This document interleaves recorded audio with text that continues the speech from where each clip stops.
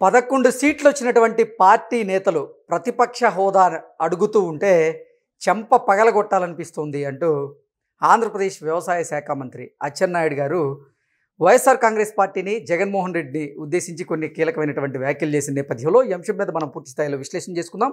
ప్రస్తుతం మనతో పాటు ఉన్నారు ప్రముఖ రాజకీయ విశ్లేషకులు, ప్రముఖ సీనియర్ జర్నలిస్ట్ డివిఎస్ గారు. వారితో మాట్లాడదాం.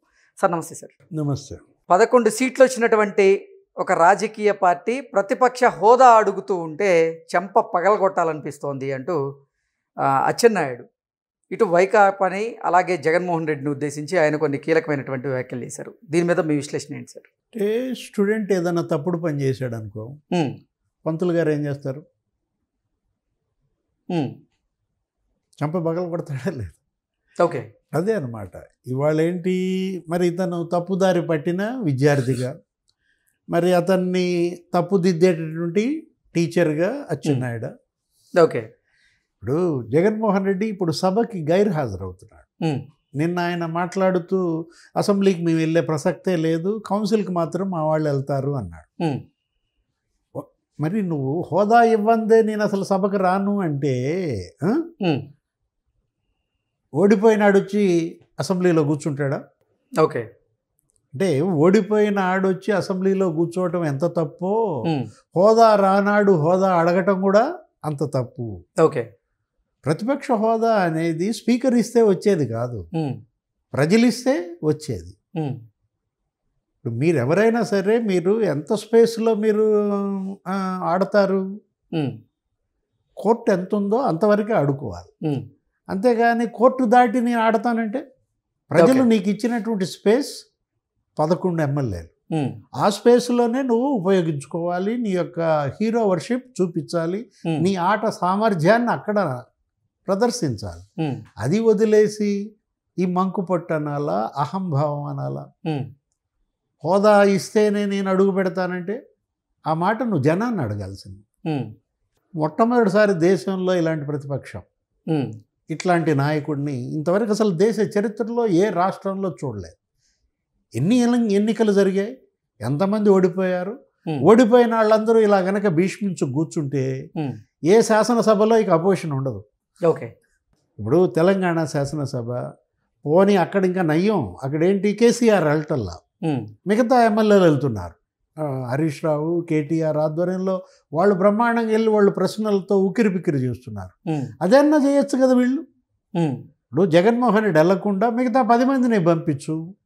ఇప్పుడు పెద్దిరెడ్డి రామచంద్రారెడ్డి ఆయన సీనియర్ మోస్ట్ కదా, ఆయన మరి ప్రభుత్వాన్ని ఆయన ఇరుకాటంలో పెట్టేటట్టుగా మాట్లాడమనండి. అంటే నువ్వు వెళ్ళవు, వాళ్ళని వెళ్ళనివ్వవు. ఎందుకు జగన్మోహన్ రెడ్డి ఇవాళ శాసనసభకి వెళ్ళటం లేదు? ఒక కారణం చెప్పమని. నచ్చలేదా? అసెంబ్లీ నచ్చలేదా? స్పీకర్ నచ్చలేదా? నచ్చకపోతే వెళ్ళకపోవడానికి నువ్వేంటి?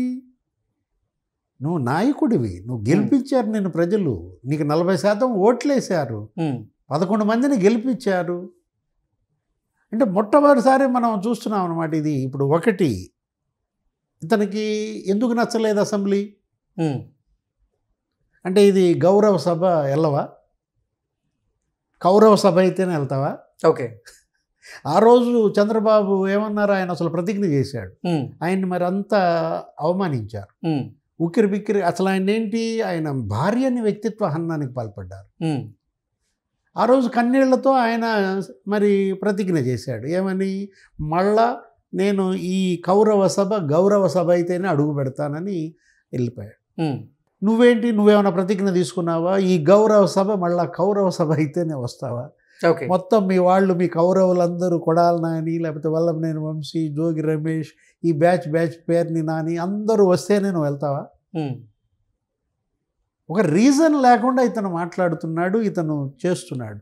ప్రజలు అక్కడ జనాగ్రహం. ఇప్పుడు మొన్న వెళ్ళలేదు, మొదటి సంవత్సరం వెళ్ళలేదు, వెళ్ళకపోవడం వల్ల జరిగిన శృంగభంగం, పులివెందుల ఒంటిమిట్ట ఓడిపోయాం. ఓకే. జెడ్పీటీసీ, పులివెందుల ఒంటిమిట్ట జెడ్పీటీసీల ఎన్నిక ఇచ్చిన తీర్పు ఏంటి? 2 చోట్ల, అది ఆయన నియోజకవర్గం, ఆయన జిల్లా. నువ్వు శాసనసభకి వెళ్ళకపోవడం వల్ల ప్రజలు నీ మీద అంత తీవ్ర ఆగ్రహం వ్యక్తం చేసి అసలు మరి డిపాజిట్లు పోయాయి. 680 ఓట్లు వచ్చాయి నీ అభ్యర్థికి. అదే చోట 60,000 ఓట్లతో నిన్ను గెలిపించారు. నిన్ను గెలిపిస్తే నువ్వు వెళ్ళటల్లా. అందుకే నీ 60,000 ఓట్ల మెజారిటీని ఏం చేశారు, మడిచిపెట్టారు. ఓకే, ఇంకా నువ్వు వెళ్ళకపోతే అంటే ఒక భయం కనపడుతుంది. ఇప్పుడు పెట్టాడా ప్రెస్ మీట్ ఇవాళ? రేపు పెడతాడా? పెడతాడు. ప్రెస్ మీట్ పెట్టి మళ్ళీ దుమ్మెత్తి పోస్తాడు. ఏమంటాడు, ఇప్పుడు ఇక్కడ నేను 3 గంటలు మాట్లాడాను, ఈ సమయం అక్కడ ఇస్తారా అంటాడు.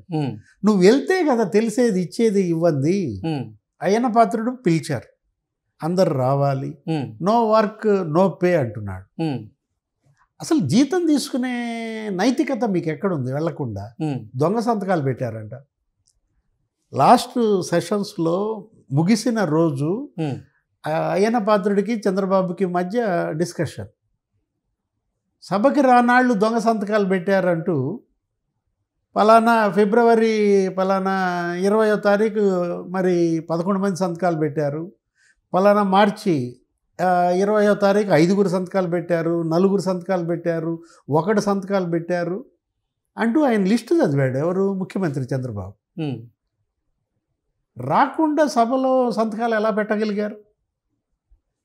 ఆ రోజు జనసేన ఎమ్మెల్యే ఎవరైనా కొణతాల రామకృష్ణ ఏమన్నారు, దాని మీద ఎథిక్స్ కమిటీకి రిఫర్ చేయండి అన్నారు. ఓకే, ఎథిక్స్ కమిటీ అని ఒకటి ఉంటుంది అసెంబ్లీలో, వీళ్ళ యొక్క నైతిక ప్రవర్తన, క్రమశిక్షణ వీటిపైన నిర్ధారించడానికి. ఇప్పుడు వెళ్ళకపోవడం వల్ల రేపొద్దున ఎథిక్స్ కమిటీ ముందు నిలబడాలా? Jaganmohan Reddy next ethics committee పిలుస్తుందా, దానికన్నా వెళ్తాడా? ఇప్పుడు వెళ్ళకపోతే రాజీనామా చేయండి. షంషేర్గా రాజసంగా ఉంటుంది. ఏది 11 మంది మేము కనుక రాజీనామా చేసేసాం, బై ఎలక్షన్స్లో మళ్ళీ అసలు పోటీయే చెయ్యం, ఇచ్చేయండి వాళ్ళకి వాక్ ఓవర్. ఇది ఒక రాజకీయ పార్టీ, వీళ్ళొక నాయకులు, ప్రజాప్రతినిధులు నవ్వుతున్నారు. నలుగురు కాదు, 140 కోట్ల మంది నవ్వుతున్నారు. దేశం మొత్తం ఇవాళ వైఎస్ఆర్ కాంగ్రెస్ పార్టీ నవ్వుల పాలవుతారు. Okay, okay sir, thank you. నమస్తే.